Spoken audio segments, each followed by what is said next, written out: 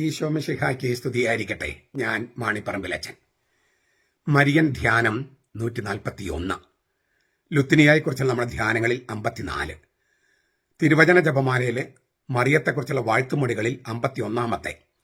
സ്വർഗ സംവഹനം ചെയ്ത രാജ്ഞി, ക്വീൻ അസ്യൂം ടു ഹെവൻ. സ്വർഗ സംവഹനം ചെയ്ത രാജ്ഞി അല്ലെങ്കിൽ മോക്ഷക്കരട്ടം ചെയ്ത രാജ്ഞി.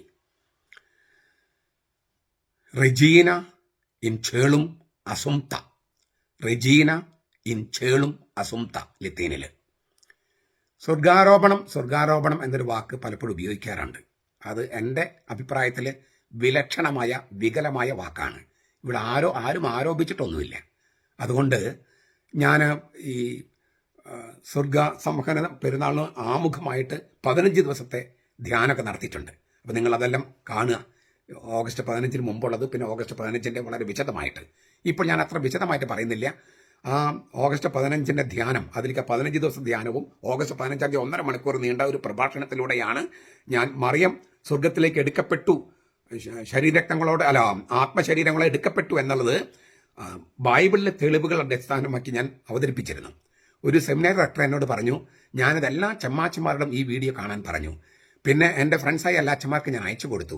ഇത്രയും വളരെ സോളിഡ് ആയിട്ടുള്ളൊരു പ്രസംഗമാണത് എന്ന് അദ്ദേഹം പറയുണ്ടായി.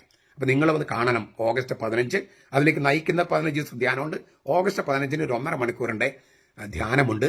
മറിയം സ്വർഗത്തിലേക്ക് എടുക്കപ്പെട്ടു എന്നതിൻ്റെ തെളിവ്, ബൈബിളിലെ തെളിവുകൾ.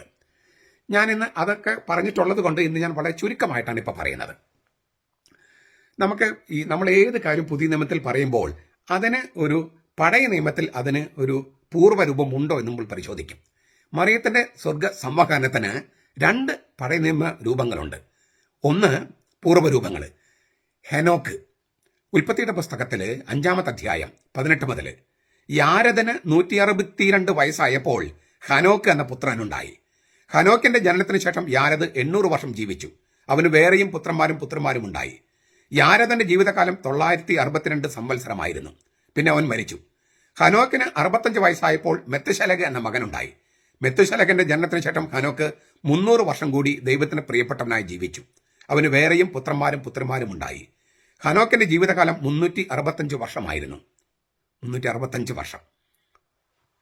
ഒരു കൊല്ലം നമുക്ക് എത്ര ദിവസമാണ്? 365 ദിവസം. ഒരു 365 കൊല്ലം ജീവിച്ചു. ഹനോക്ക് ദൈവത്തിന് പ്രിയങ്കരനായി ജീവിച്ചു. ദൈവം അവനെ എടുത്തുകൊണ്ടതിനാൽ അവനെ പിന്നെ കണ്ടിട്ടില്ല. ഹനോക്ക് ദൈവത്തിന് പ്രിയങ്കരനായി ജീവിച്ചു. ദൈവം അവനെ എടുത്തുകൊണ്ടതിനാൽ അവനെ പിന്നെ കണ്ടിട്ടില്ല. സ്വർഗാരോഹണം ചെയ്തു എന്നൊന്നും അവിടെ എഴുതിയിട്ടില്ല. എങ്കിലും ദൈവം അവനെടുത്തു. അങ്ങനെയാണ് ഹനോക്കിന്റെ. അപ്പോൾ ഹനോക്കിന്റെ ഈ എടുക്കപ്പെടലും ക്രിസ്തുവിന്റെ സ്വർഗാരോഹണം തമ്മിലുള്ള അന്തരമൊക്കെ ഞാൻ 1-2 വീഡിയോസ് ചെയ്തിട്ടുണ്ട്. അതെല്ലാം ആവശ്യമുള്ളവർ കാണുക. അപ്പോൾ ഇതാണ് ഒരു പൂർവ്വരൂപം. മറ്റൊരു പൂർവ്വരൂപം നമ്മൾ ഏലിയ പ്രവാചകനിൽ കാണുകയാണ്. 2 രാജാക്കന്മാർ 2-ാമത്തെ അധ്യായം 9 മുതൽ. മറുകര എത്തിയപ്പോൾ ഏലിയ എലീഷായോട് പറഞ്ഞു, ഞാൻ നിന്നിൽ നിന്നും എടുക്കപ്പെടുന്നതിന് മുമ്പ് ഞാൻ നിനക്ക് എന്താണ് ചെയ്തു തരേണ്ടത് ചോദിച്ചു കൊള്ളുക. അങ്ങയുടെ ആത്മാവിന്റെ ഇരട്ടി പങ്ക് എനിക്ക് ലഭിക്കുമാറാകട്ടെ. എലീഷ പറഞ്ഞു. ഏലിയ പ്രതിവചിച്ചു, ദുഷ്കരമായ കാര്യമാണ് നീ ചോദിച്ചത്. എങ്കിലും ഞാൻ നിന്നിൽ നിന്ന് എടുക്കപ്പെടുമ്പോൾ നീ എന്നെ കാണുന്നുവെങ്കിൽ നിനക്ക് അങ്ങനെ തന്നെ ഭവിക്കും. അല്ലാത്ത പക്ഷം നിനക്ക് ലഭിക്കുകയില്ല. അവർ സംസാരിച്ചുകൊണ്ട് നടക്കുമ്പോൾ അതാ ഒരു ആഗ്നേയ രഥവും ആഗ്നേയ അശ്വങ്ങളും വന്ന് അവരെ വേർപ്പെടുത്തി. ഏലിയ ചുഴലിക്കാറ്റിൽ സ്വർഗത്തിലേക്ക് ഉയർന്നു. എലീഷ അത് കണ്ട് നിലവിളിച്ചു, എന്റെ പിതാവേ, ഇസ്രായേലിന്റെ രഥങ്ങളും സാരഥികളും. പിന്നെ അവൻ ഏലിയായെ കണ്ടില്ല. അങ്ങനെ അഗ്നിരഥത്തിൽ ഇങ്ങനെ സ്വർഗത്തിലേക്ക് ഉയർന്നു പോകുന്ന ഏലിയ. ഇത് മറ്റൊരു പൂർവ്വ മാതൃകയാണ്.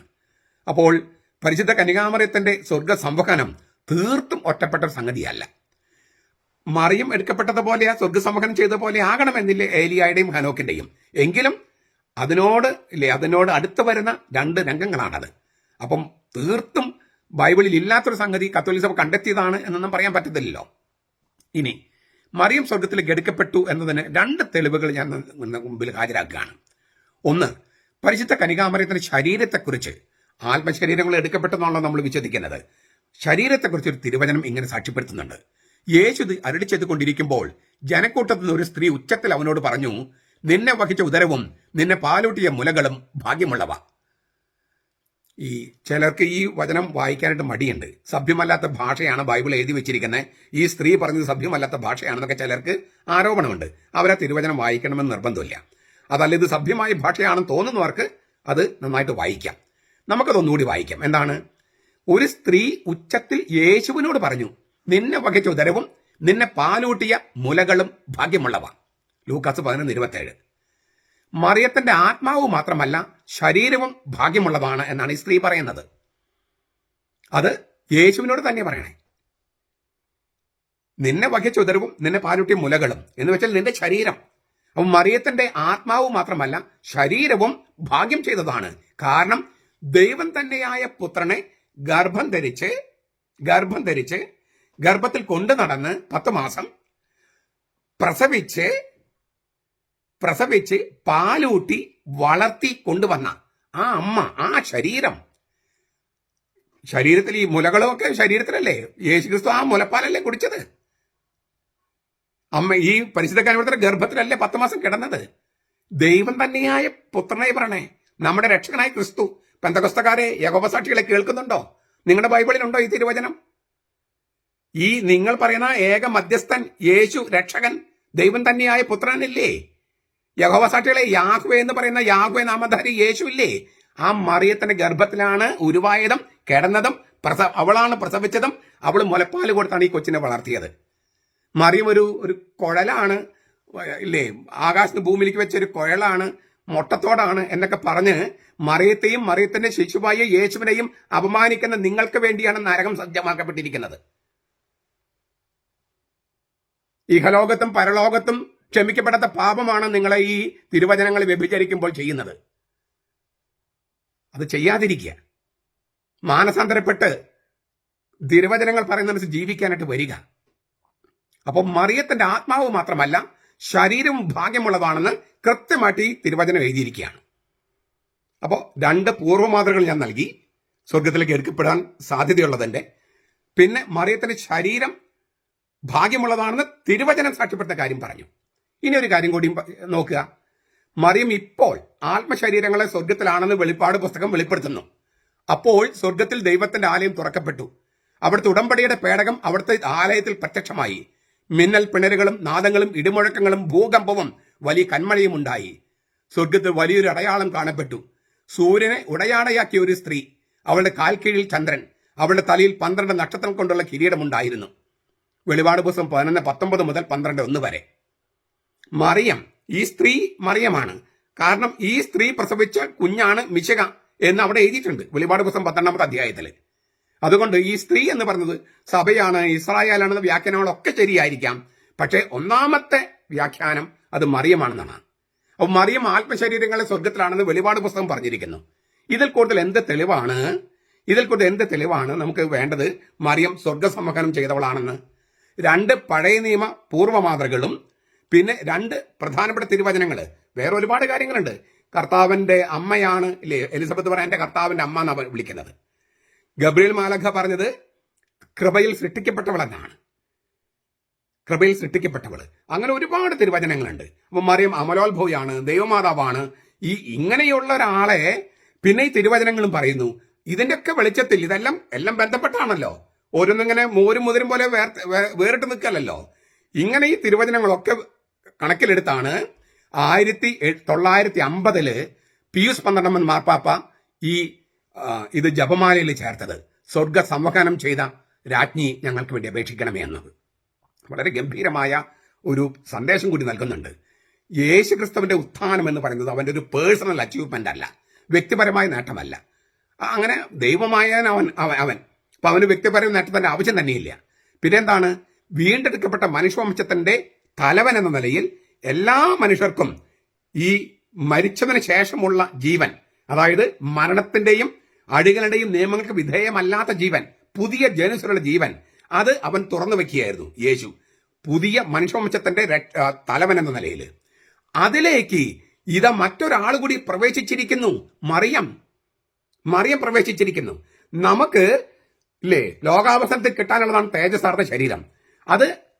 അതുവരെ കാത്തുവെക്കാതെ മറിയത്തോട് കാത്തിരിക്കേണ്ട കാര്യമില്ലെന്ന് പറഞ്ഞ് അവൾക്ക് തേജസ്സാർന്ന ശരീരം ഇപ്പോഴേ കൊടുത്തു. ഇതിനെയാണ് ആത്മശരീരങ്ങൾ ഉയർപ്പിക്കപ്പെടുമെന്ന് പറയണേ. ആ ആത്മശരീരം എന്ന് പറഞ്ഞാൽ നമ്മുടെ ഭൗതിക ശരീരമല്ല. തെളിവെന്താണ്? യേശുവിൽ ഉത്തിത ശരീരം നോക്കുക. വാതിലുകളും ജനലൊക്കെ അടയ്ക്കപ്പെട്ടിരിക്കെ അവൻ പ്രത്യക്ഷപ്പെട്ടു. അവന് ശരീരമുണ്ട്. അവൻ പ്രേതോ ഗോസ്റ്റോ ഒന്നുമല്ല. പക്ഷെ ശരീരമുണ്ടെങ്കിലും ഈ ഭൗതിക ശരീരത്തിന്റെ പരിമിതികൾക്ക് വിധേയമല്ല. അതിനേക്ക് അതിശയിക്കുന്ന ഒരു ശരീരം, തേജസാർന്ന ശരീരം. അത് നമുക്ക് ആ ശരീരം കിട്ടും ലോകാവസാനത്തില്. മറിയത്തിന് അത്ര വരെ കാത്തിരിക്കേണ്ട കാര്യമില്ലെന്ന് പറഞ്ഞ് കൊടുത്തു. തെളിവ് വെളിപാട് പുസ്തകം. പിന്നെ മറിയത്തിന്റെ ശരീരം ഭാഗ്യമാണെന്ന് ലൂക്കാസിന്റെ സുവിശേഷം പറയുന്നു. 2 പൂർവ്വ മാതൃകളുണ്ട്. പക്ഷെ അവരുടെ കാര്യത്തിൽ ആത്മശരീരങ്ങൾ എടുക്കപ്പെട്ടെന്നൊന്നും അവിടെ എഴുതിയിട്ടില്ല. മറിയത്തിന്റെ കാര്യത്തിൽ കൃത്യമായിട്ട് എഴുതിയിട്ടുണ്ട്. ഇത് നമുക്ക് നല്ലൊരു കാര്യമല്ലേ? യേശുക്രിസ്തു ഉത്ഥാനം ചെയ്തത് നമുക്ക് എല്ലാവർക്കും വേണ്ടിയാണ്. അതിന് അവന്റെ അമ്മയെ തന്നെ ഒരു സാക്ഷി കൂടിയാക്കി അവളെയും ആത്മശരീരങ്ങളെ കൊണ്ടുപോയെങ്കിൽ നമ്മൾ അഭിമാനിക്കല്ലേ വേണ്ടത്? നമ്മൾ അഭിമാനിക്കണം. നമുക്ക് അവളെ കാണാനുള്ളൊരു മോഹം ഉണ്ടാകണം.